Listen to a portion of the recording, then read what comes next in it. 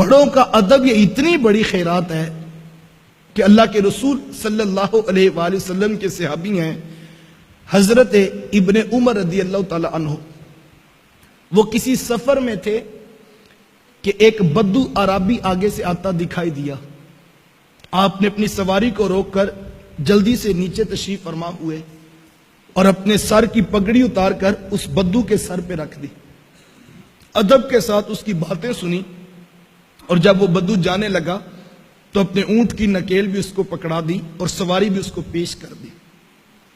جب وہ بدو چلا گیا تو آپ کے غلام نے پوچھا کہ حضرت آپ امیر المومنین کے بیٹے ہیں, اتنے بڑے باپ کے آپ بیٹے ہیں, اور یہ عام سادہ سا دیہاتی شخص تھا اور آپ نے اس کو اتنی عزت دی, اپنے سر کی پگڑی اتار کے اس کے سر پہ رکھ دی اور اپنی سواری بھی اس کو دے دی, اور پھر آپ اس کے پاس ادب کے ساتھ بیٹھے بھی رہے, تو اس کی خاص وجہ کیا تھی؟ آپ تو خود ایک بڑے باپ کے بیٹے ہیں. تو ابن عمر رضی اللہ تعالیٰ عنہ فرمانے لگے یہ سب کچھ میں نے اس لیے کیا ہے کہ میں واقعی بڑے باپ کا بیٹا ہوں, اور جو بڑے باپ کا بیٹا ہوتا ہے وہ جو ہے وہ باپ کے رشتوں کو بھی تقدس دینے کا مزاج رکھتا ہے. کہ اصل بات یہ ہے کہ یہ جو عربی تھا نا, جب میرے باپ حضرت عمر رضی اللہ تعالیٰ عنہ موجود تھے نا, تو یہ عربی آیا کرتا تھا تو میرے باپ ان کو دیکھ کر خوش ہوا کرتے تھے, تو میرا جی چاہا کہ آج باپ کے رشتے کو عزت عطا کر دوں. تو یہ آداب تھے جو معاشرے کے اندر موجود تھے, بڑوں کا ادب, بڑوں کو عزت دینا, اور یہ بہت بڑی سعادت مندی گنی جاتی. ہمیں اپنی اولادوں کو یہ سکھانا ہوگا کہ بیٹا جب بڑے بات کر رہے ہوں تو چھوٹوں کو خاموشی اختیار کرنا ہوگا. لیکن ہماری حالت کیا ہے؟ ہماری ڈرائنگ روم کی ٹیبل پر چند لوگ بیٹھے تھے اور ایک نوجوان جو ہے وہ ترکی بترکی جو ہے بڑوں کو جواب دے رہا تھا اور دلائل کے انبار لگا رہا تھا, اور سب خاموش تھے کہ سفید بالوں والے بھی چپ بیٹھے تھے کہ اب اس بچے کو کیا سمجھائیں.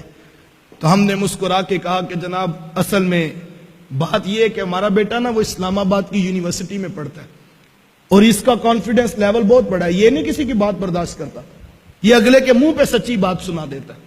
ہم اس کو کانفیڈنس کہہ رہے ہوتے ہیں اور ہم اس کو جو ہے جدید تعلیم کا رنگ کہہ رہے ہوتے ہیں, ہمارا بچہ بڑا پڑھا لکھا ہے. یہ کیا خاک پڑا ہے جناب جس کو بڑوں سے بات کرنے کا طریقہ بھی نہیں آتا. اللہ اکبر. ہمیں اس بات پر سوچنا ہوگا صحابہ کا انداز کیا تھا. آؤ میں تمہیں ایک ادب کی اور داستان سنا دیتا ہوں. صحابی کا نام ہے حضرت عبداللہ بن عمر رضی اللہ تعالیٰ عنہ. وہ فرماتے مجلس رسول لگی تھی اور اللہ کے رسول صلی اللہ علیہ وآلہ وسلم تشریف فرما تھے. صحابہ بیٹھے تھے کہ حضور نے ایک سوال صحابہ سے پوچھا اور حضور فرمایا کہ صحابہ یہ بتاؤ کہ وہ کون سا درخت ہے جس کی مثال مومن کی سی ہے. اب سب صحابہ خاموش, اور صحابہ فرماتے کہ ہم جنگل کی جڑی بوٹیوں کی طرف غور کرنے لگے کہ کون سا درخت ہے جس کی مثال مومن کی سی ہے, اور اس کے پتے بھی فائدہ دیتے ہیں, اس کا پھل بھی فائدہ دیتا ہے, اس کی جڑیں بھی فائدہ دیتی ہیں. فرماتے ہم سوچنے لگے کہ وہ کون سا درخت ہے جس کی مثال مومن کی سی ہے اور جو نفع بخش ہوتا ہے.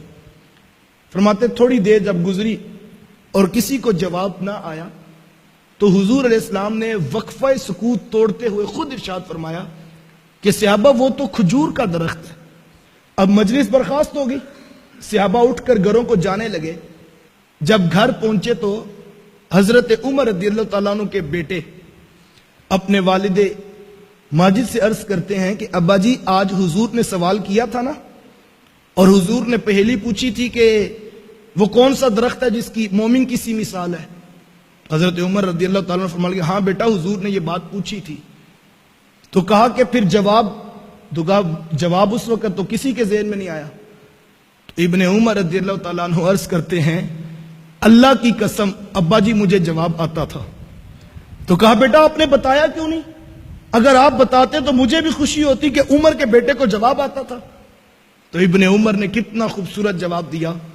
کہا ابا جی میں نے صرف اس لیے جواب نہیں دیا کہ جب ابو بکر و عمر جیسی شخصیات چپ بیٹھی ہیں تو پھر میں جواب کیوں دوں. یہ تھا وہ ادب جو صحابہ کے بچوں کو بھی آتا تھا. اللہ اکبر. کسی بات پر اگر بڑے خاموشی اختیار کر لیں تو چھوٹوں کو بھی پھر خاموشی اختیار کرنی ہوگی.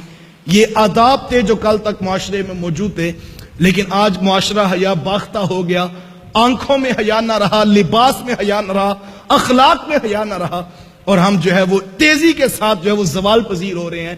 خدا را اپنی اولادوں کو آداب سکھائیے، یہ سب سے بڑی دولت ہے جو ہم بچوں کو سکھا سکتے ہیں، اور یہ ذمہ داری کوئی اسکول نہیں لے گا۔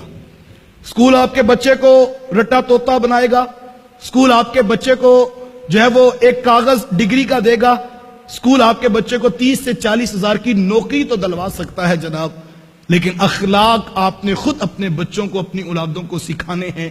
اور اس کا بہترین طریقہ کیا ہے، کس طرح اولادوں کو یہ اخلاق سکھائے جا سکتے ہیں؟ جب آپ اپنے گھروں میں وقت دیں گے، اپنی اولادوں کے ساتھ وقت گزاریں گے، تو آپ کی اولادوں کو خود بخود اخلاق سیکھنے کا موقع نصیب ہوگا۔